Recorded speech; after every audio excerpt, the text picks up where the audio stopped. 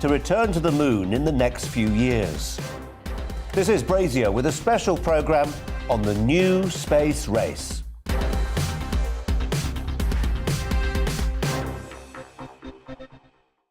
Near-Earth news now, Near-Earth news. And in a few minutes' time, NASA will reveal the chosen landing location for an ice-hunting lunar rover, which will support the space agency's mission to return to the moon. It's called Viper, the Viper Scout. Its mission is to search for resources ahead of the planned goal of putting boots back on the moon by 2024. It's also another example of the private sector working with NASA to push the boundaries of space exploration. The Viper rover will travel to the moon on one of, yes, you guessed it, Elon Musk's SpaceX rockets, and will land on the surface with the help of a lander built by Astrobotic. First time heard of those. Dr. David Whitehouse joins me now. Astrobotic, David, and Viper. Interesting stuff, this. Fascinating. This is part, as you say, of NASA going back to the moon.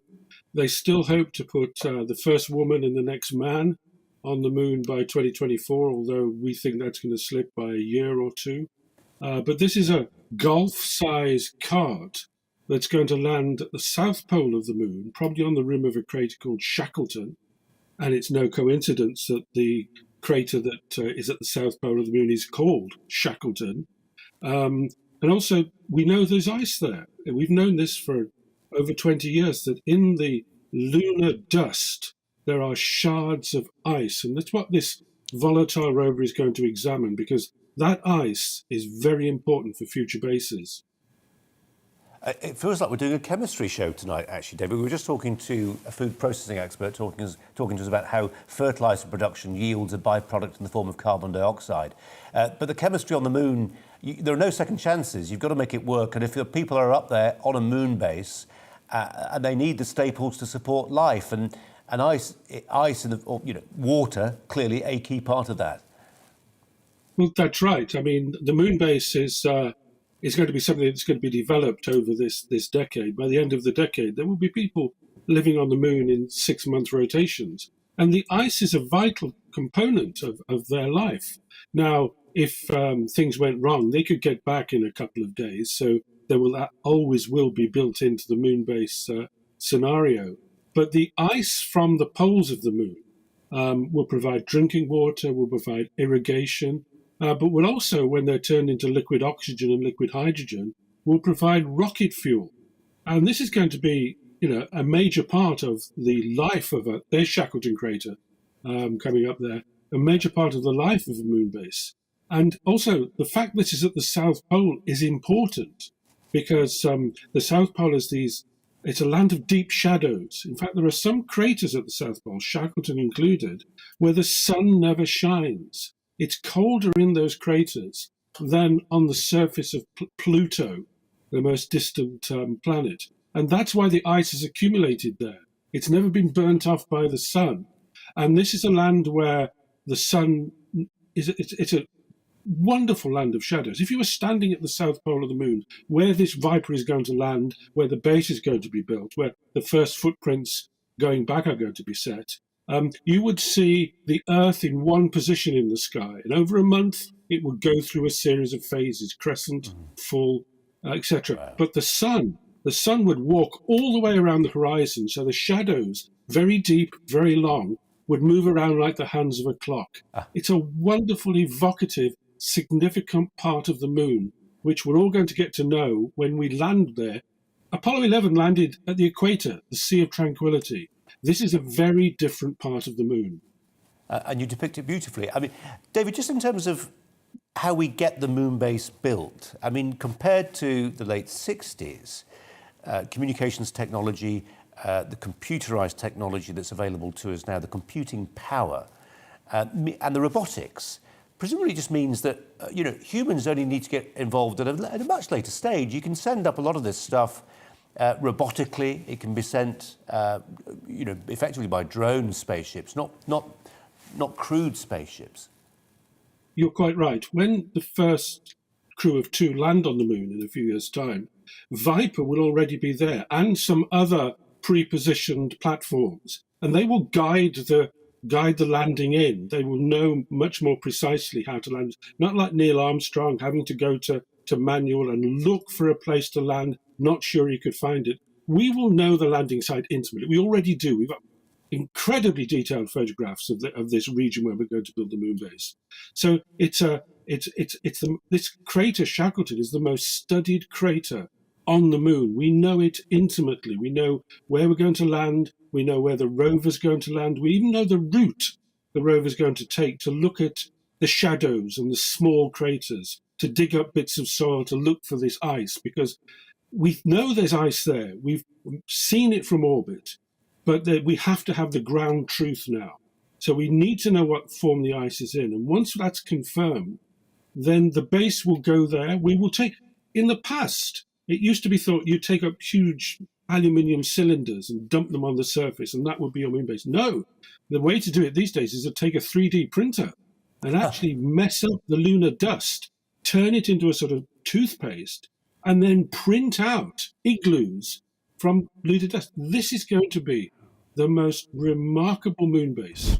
This time yesterday, we were hours away from the launch of the first all-private mission into orbit. It went according to plan, and the crew of 4 are now flying higher than any astronaut since the days of the space shuttle. Well, the expert and author Andrew Lound is joining us now to consider what they'll be getting up to. 3 days in orbit, I think, Andrew. Let's start with this wonderful cupola, the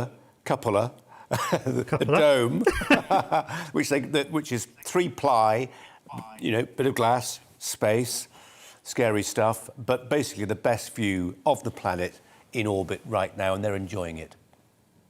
Yes, it's probably the best view any individual has ever had, really. I mean, for people who know the SpaceX, the Dragon spacecraft has a nose cone which actually opens like a little door, and that's normally the docking mechanism. But the docking mechanism's gone because it doesn't need to dock with anything.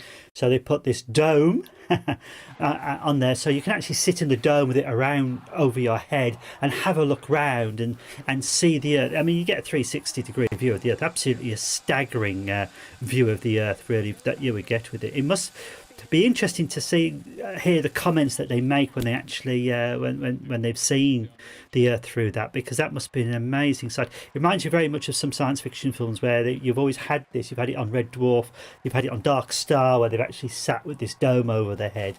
So it would be quite wonderful, and each of them will obviously get plenty of time to sit there looking at the wonders of the Earth, and obviously looking elsewhere as well, because as I keep emphasising to some people, from my personal perspective, I'd be wanting to look out there as well at the stars and looking at the moon and looking beyond, because this is just the starting point. Too lavatorial about this, Andrew, but the way I've read it, and I'm sure you have too, is that obviously there's not that much room in the capsule, and the cupola that we're talking about, the dome through which they were looking, is actually screened off. So when you're up there taking a view, you might be doing something else because it's where the toilet is. Do I exaggerate? No, I mean, it's interesting. I mean, when I've gone around to schools and when I've gone around to even adult organisations and you're talking about spaceflight, the question you always get is how you go to toilet in space. It's always the biggest question. And yes, it is. I mean, everybody says, oh, it looks gleaming and shiny. But at the end of the day, the environment has to cope with human bodily functions. So, I mean, urine is easiest, obviously, to get rid of to a certain degree. But you do have other bits as well. And, of course, you don't want to, how shall we say, have too many... We don't need to say it. We don't need to say it. We've said enough at that point about bodily functions in space. Thank you, Andrew.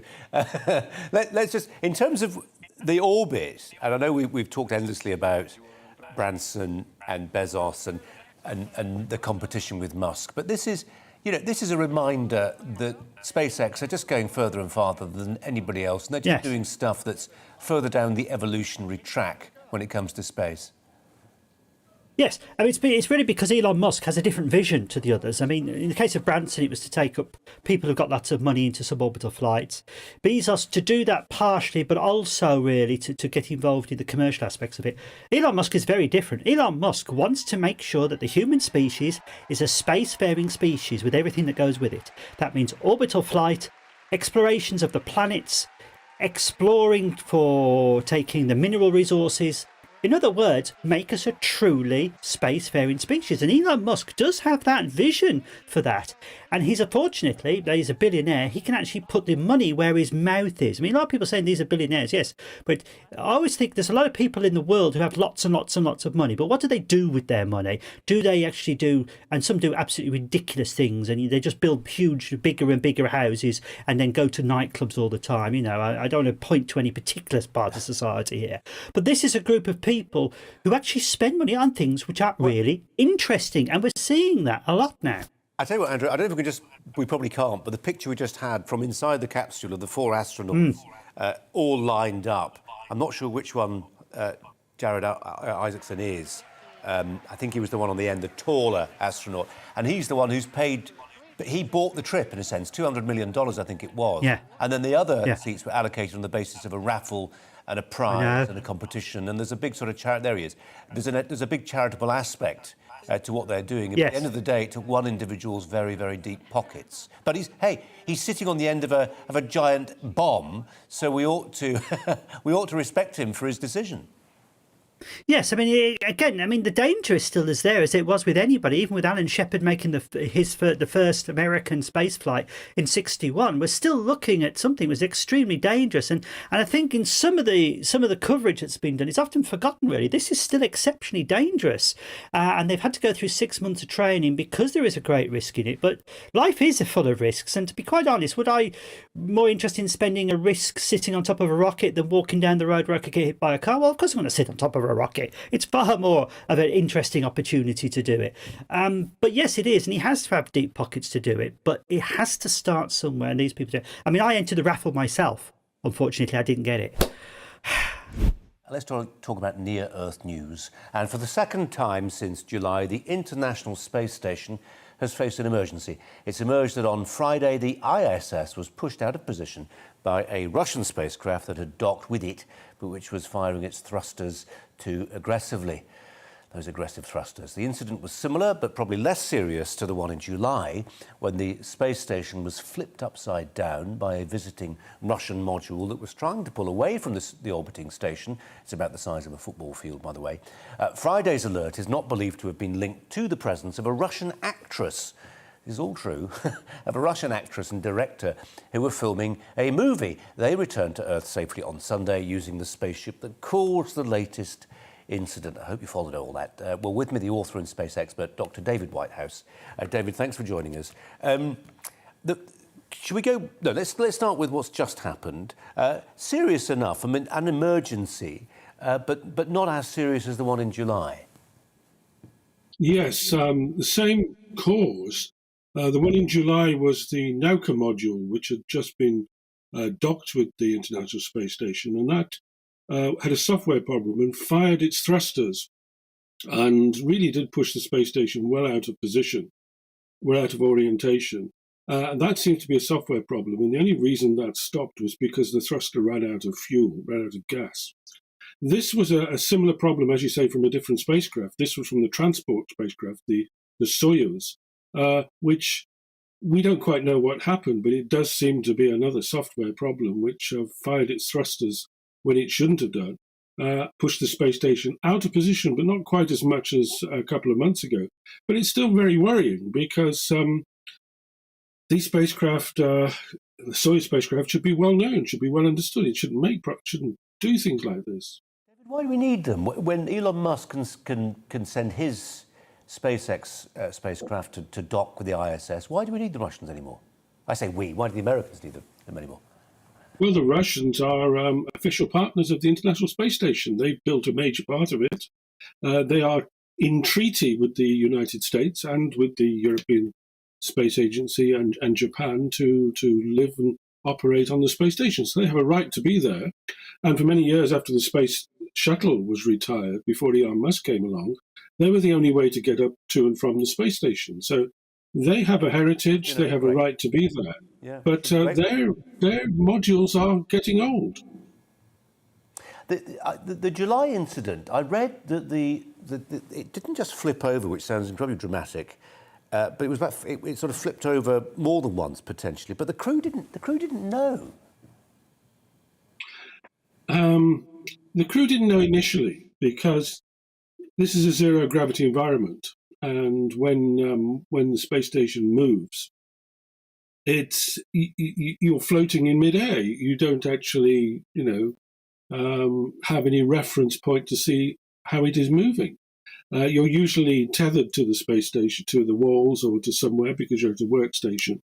And it wasn't until the alarms went off that they realized what was happening. The space station has to have a certain orientation with respect to the sun because it needs to get its energy from its solar panels. And if those solar panels are not being lit by the sun, the space station relies on batteries, as it does so when it goes through orbital night. So it's important that these batteries be kept topped up. Wasn't a major problem a couple of months ago. It wasn't a major problem a few days ago. I mean, when the Mir space station was struck in the late 1990s, that was a major problem. They could have run out of power. They could have had to abandon that space station. So keeping the power, keeping the orientation is, the golden rule of operating a space station. Keep it pointing towards the sun. And we know from Friday's incident that the movie director and actress who were filming on board the International Space Station, the show went on, didn't it? And we need to see this in the context of the fact that this is happening now. We've got Elon Musk, or rather I should say Tom Cruise is planning on doing something in space, filming for a film with Elon Musk, not actually with Elon Musk, but on one of his spacecraft. So this is becoming a thing, David. Space is becoming more accessible, particularly with Elon Musk and his Dragon capsule. There you see Yulia Pereshchid. She is the actress who went up to rescue the cosmonaut on the right there. They filmed about 30 hours on board the space station, of which they say they're going to use 45 minutes in the film. But space station is becoming more accessible to a whole bunch of people, not just starship captains like William Shatner, but actresses. And the Russians are delighted to have beaten Tom Cruise in making the first film in space. They expect to make a lot of money from this. It's good publicity. At a time when actually Putin is not very well favored towards the Russian space effort. It doesn't get a lot of support from the top. So they're trying everything they can to raise money and to raise its profile.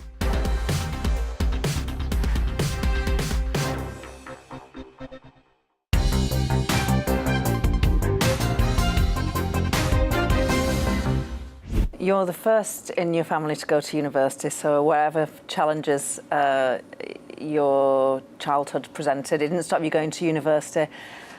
How did you find it? Never felt like a student. I was always like a townie who was doing a degree and a little bit apprehensive about it. None of my friends really had gone to university. They're all trained as plumbers and electricians and that kind of thing.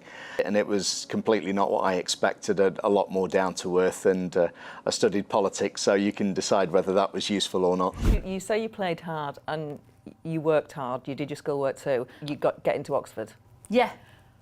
Wow. I know. But I just was like a fish out of water, like for most of it, to be honest. Although I did make some really good friends there. Why were you a fish out of water? State educated, northern girl doing science. And the work is really, really hard. It's completely different. What I realised was everybody else had a lot of coaching, a lot of extra tuition, a lot of support. There was no teaching, really.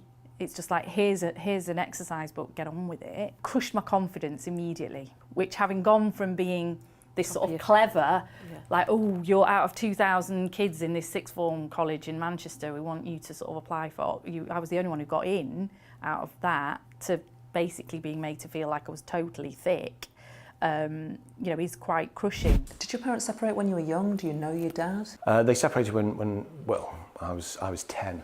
My father left home for strangers with a woman round the corner. I have to say it's probably it made things more difficult financially, but it also made me probably appreciate what I've actually had, what I then had in the future, so to speak. So.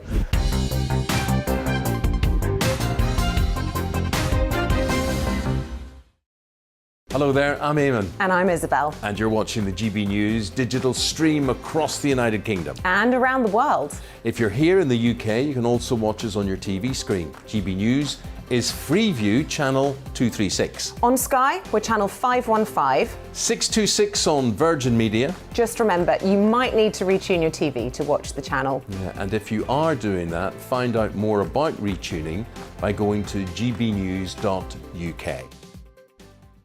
Join my show Farage, 7 p.m. till 8 p.m. Monday through Thursday, and there you will get opinion, analysis, debate, and I'll cover stories that nobody else dares to touch. And then for the last 15 minutes, talking pints. We're over a drink. We have a civilized conversation with someone. We very often disagree, but we do it in a grown-up way. Come and join me on Farage.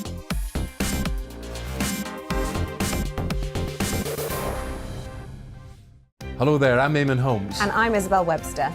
And we hope you can join us for Breakfast with Eamon. And Isabel. You make me laugh out loud, belly laugh. Is that important first thing in the morning? Yeah, absolutely. And there's me trying to be deadly serious. News is a serious business. Yeah, I have to rein you in sometimes. Well, it doesn't stop us laughing at it. It doesn't stop us having an opinion on what's going on. Yeah. And it certainly will not stop us reflecting what you think. Weekdays from 6 to 9:30 on GB News.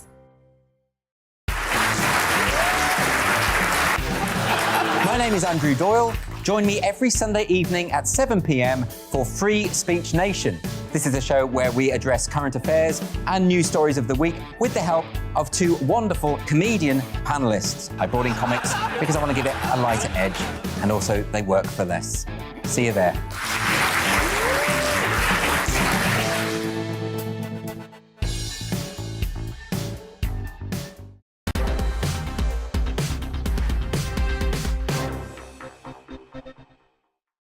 Welcome back. In a few moments, we'll have a look back at one of our favourite stories of the past few months, Captain Kirk actor William Shatner's trip to orbit. But first, less Star Trek and more Star Wars, or rather Cold Wars, as tensions rise between Russia and the United States.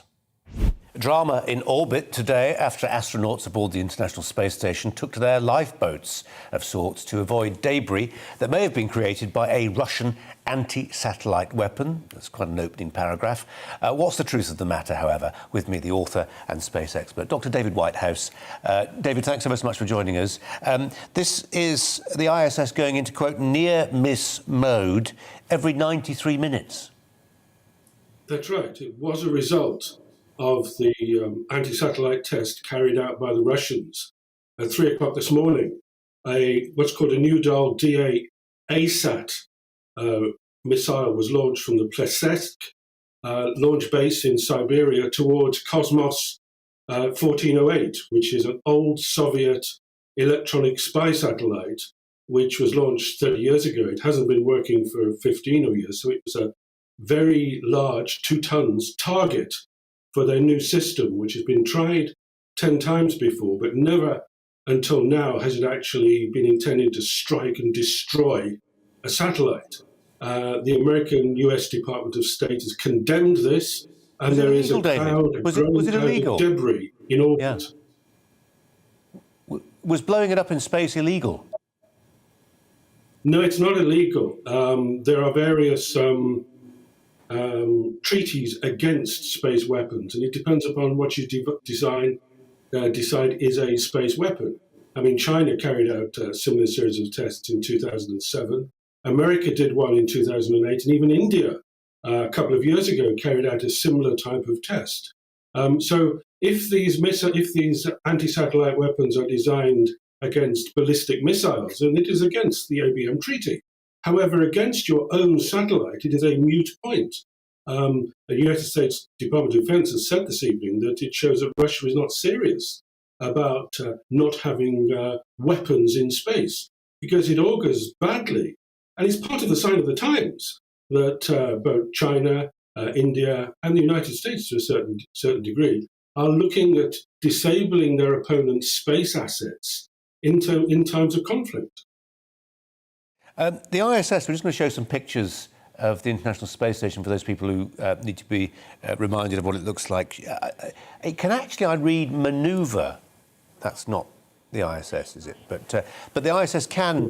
Oh, there's some of the. Is it the Soyuz and the new SpaceX thing, Dragon docking? But it can manoeuvre. That is a modular docking, yes. Yeah, but the ISS can actually sort of maybe get out of the way, is putting it too grandly, but it can manoeuvre, David.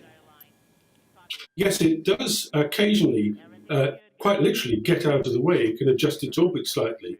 It has an area around it of 25 miles, and if any debris that can be trackable, and you can track things the size of, I don't know, the size of a chair in space, if any of that is detected to come within that region, then they either try and get the space station out of the way, or the protocol is to go to the entrances to the return ships and wait. And following the explosion of Cosmos 1408 this morning, that debris is going to pass the International Space Station every 93 minutes for the next day or so. And they've changed the protocol at this moment that for the next day or so, internal hatches will have to stay closed in case there is an impact and a depressurization. It will then give them more time to get out as that damage is isolated. So it's the first time for the next day on the International Space Station. The US Space Department is furious that the Russians have carried out this test, and space operators around the world are also furious that thousands of pieces of debris are now threatening useful, productive satellites in low Earth orbit. There was a Hollywood film, wasn't there? Wasn't there George Clooney? Gravity. That is the echoes of that. And the 7 astronauts actually got in the lifeboats. They got in the 2 separate craft when this first happened. As you say, they've now changed the protocol and they're in back in the ISS, but closing the hatches internally. But they actually, get in the lifeboats, guys. It could be that bad. Yes, they do. The protocol is when there is a serious threat, they have to carry out emergency safing of the space station, and then they go to the entrances of the Dragon capsule and the Soyuz capsule, so that if given the order, they just have to close the door behind them. And it literally then is press the button quickly. And it only takes one button on these craft. It's all automated to blow them away from the space station and return them to the Earth. It's that serious. They were prepared to leave the space station untended, literally at 5 minutes' notice. It was that serious. I don't think that people in the non-space community have actually, apart from yourself, obviously, have actually got the message that this is an extremely serious event that's causing international tension between particularly America and Russia. I mean, you are giving us a pretty clear sense, David, that this is, in the scheme of things, this is more than a minor glitch. It's a major incident and something which may have consequences further down the track. There's just a sense, isn't there, that it's if not quite the Wild West up there, it's getting a bit more contested. It's basically, you can do what you can do, in the sense, if you can do it, who's going to stop you? The Soviet Union, Russia, I beg your pardon, has been developing this Noodle anti-satellite test system. Everybody's known about it, but they haven't performed this test in anger yet. The Chinese have got various bits of technology in development, and no doubt they could do exactly the same thing. This is part of, I think, principally the relationship between China and the United States, in the sense that China wants to become the world's leading spacefaring nation by the 2049 anniversary of the revolution. And they show every sign of being able to do that. Well, it's quite a thing to be 90 and willing to blast off into space. Many of us who aren't nonagenarians would like to think, perhaps, that when we begin to near 100, we might be more, not less cavalier about embracing some danger. But how many old folk would really do what the actor William Shatner did today? And he's in that capsule, goodness me. It wasn't a long flight aboard the Blue Origin craft, bankrolled by Jeff Bezos' Amazon billions, but it was proof that the man who played James Kirk in Star Trek had indeed the right stuff after all. Here he is, moments after touchdown. What you have given me is the most profound experience I can imagine. I'm so filled with emotion about what just happened. It's extraordinary, extraordinary. I hope I never recover from this. I hope that I can maintain what I feel now. I don't want to lose it. Joining me, Eric Berger, Senior Space Editor at Ars Technica, based in Houston, and the author of the book Liftoff. It's about the beginnings of Blue Origin's rival SpaceX. Actually, Eric, thanks so much for joining us. We're a funny programme here. We tend to do a space story most evenings. We think it's one of the really defining stories of our age, actually, and this billionaires' face-off between Musk and Bezos is absolutely gripping. How did our understanding of that face-off, that rivalry, advance today with this? What on one level was a gigantic PR stunt, but also a fabulous story of human endurance for William Shatner. I think it was clearly, as you say, a brilliant marketing ploy on the behalf of Blue Origin and Jeff Bezos to sell his company and their suborbital spaceflight experience.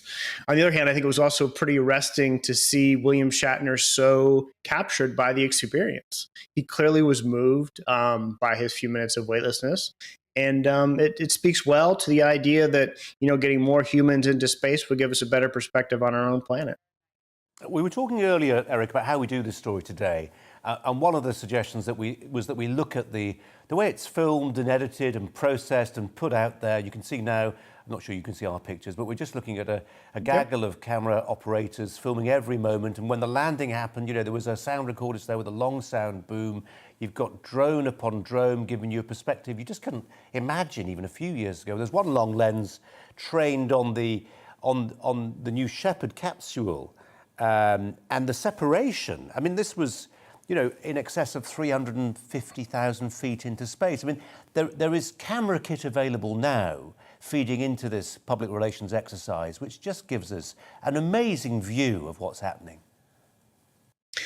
Definitely an amazing view, but also we are living in an extraordinary era of private spaceflight. This year, there are going to be as many as 9 all private missions to space. The majority of these will be suborbital flights, just a few minutes, going near or above the Kármán line. But there's also going to be a couple, orbital flights as well. And so, we are entering an era now where the majority of people going to space are not going to be professional astronauts, but are going to be civilians, people who don't do this for a living, actors, celebrities, billionaires, millionaires, and eventually real people as well. Eric, are you a little bit sniffy about the I mean, I know there was no sneering tone when you used the phrase suborbital, but there is a sense, and we note that you've written about Musk, that he is significantly ahead as things currently stand in this space race. Yeah, Musk and SpaceX are far, far ahead of Blue Origin. And in fact, they have now flown 4 orbital missions, which, is about 20 times the energy required to get your rocket into orbit and get the spacecraft going there. And so it's a much bigger deal to actually get a mission into orbital space. And then you have the challenge of actually bringing it back. And when they're in orbit, you have, all of these issues of this spacecraft today was in space for about a minute, right? And so an orbital flight is hours or days. And so the demands on that vehicle in terms of heating, all sorts of factors is just much, much greater. So, this was a nice achievement, but it really pales in comparison to the idea of sending humans to the moon, to the moons of Mars, and to Mars itself. This is almost a sideshow, a very nice sideshow, but it's certainly not the main course. You couldn't put a bit of extra fuel in the tank of this one and go deeper into space, could you? That's simply beyond its technical limitations. No, it's definitely beyond it's beyond the capability of the performance of this vehicle. You would need to have a rocket about 10 times more powerful to have a chance of getting that capsule into orbit. Wow. So given that, what does Bezos have left in his locker? What's the ship he's building, working on to catch up with Musk? Right, so there's this really fascinating race between Elon Musk and Jeff Bezos. They both want to build preeminent space transportation companies, and they both see the path to doing that with these large orbital reusable rockets. The big difference is that Musk has actually done it, right? The Falcon 9 has now flown more than 100 times, and they've learned how to land it and reuse it and put human missions on top of that. And Bezos has never flown, not let alone people, even a gram of material into orbit. So Blue Origin is behind. They are working on a large orbital rocket. They're working on larger rocket engines and other projects. But they're a good 5 to 10 years behind SpaceX, and SpaceX has a larger workforce, and so it's every year actually the gap between the two companies is getting larger. What do you make of some of the trash talk between these rival organisations, some of the legal action that Bezos has initiated? Is it really damaging? I mean, could we have a situation where they're expending really substantial amounts of energy, capital, money, and time on a legal showdown that actually that feeds into that narrative that this is two massive alpha males headbutting each other? Yeah. So you're referring to the issue of the human lander. So NASA and its international allies, want to go back to the moon, right? And so they needed to go to the commercial industry and ask someone to build them a lunar lander to go down to the surface. And Blue Origin was a bidder for this. SpaceX was a bidder, and SpaceX won. And their bid was far less expensive, and they had much more experience, working in this kind of environment. Blue Origin has sued, and it's held up that process for 5 months. And so, yes, it has hurt Blue Origin's brand. It certainly hurt it within the space community. There's a lot of people who are upset that the Apollo or the Artemis program to the moon has basically been put on hold for almost half a year. Yeah, it's absolutely fascinating, totally gripping, and as we've discovered today, really very pictorial and beautiful even to watch. Just one thing before you go, Eric. Why the bell? What's happening? Why do they ring the bell as they head on to the gantry? It's a tradition going back to the Mercury program, and it's nautical tradition. You're sort of ringing the bell like you're going to sea. In this case, you're going to space. That was a special edition of Brazier, the new space race. Thanks for watching, and have a very Merry Christmas. It's time to remind ourselves there's always another winter. Canary Islands sponsors the weather.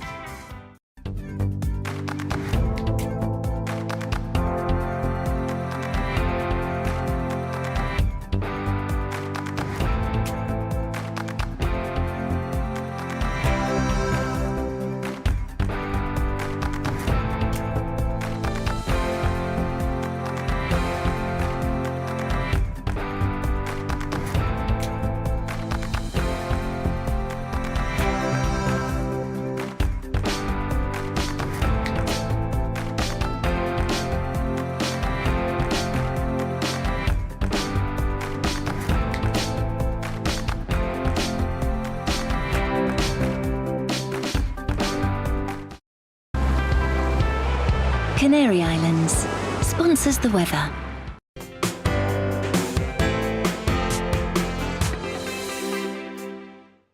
Hello there, I'm Eamon. And I'm Isabel. And you're watching the GB News digital stream across the United Kingdom. And around the world. If you're here in the UK, you can also watch us on your TV screen. GB News is Freeview channel 236. On Sky, we're channel 515. 626 on Virgin Media. Just remember, you might need to retune your TV to watch the channel. Yeah, and if you are doing that, find out more about retuning by going to gbnews.uk. Join my show Farrar, 7 p.m. till 8 p.m. Monday through Thursday, and there you will get opinion, analysis, debate, and I'll cover stories that nobody else dares to touch. And then for the last 15 minutes, Talking Pints.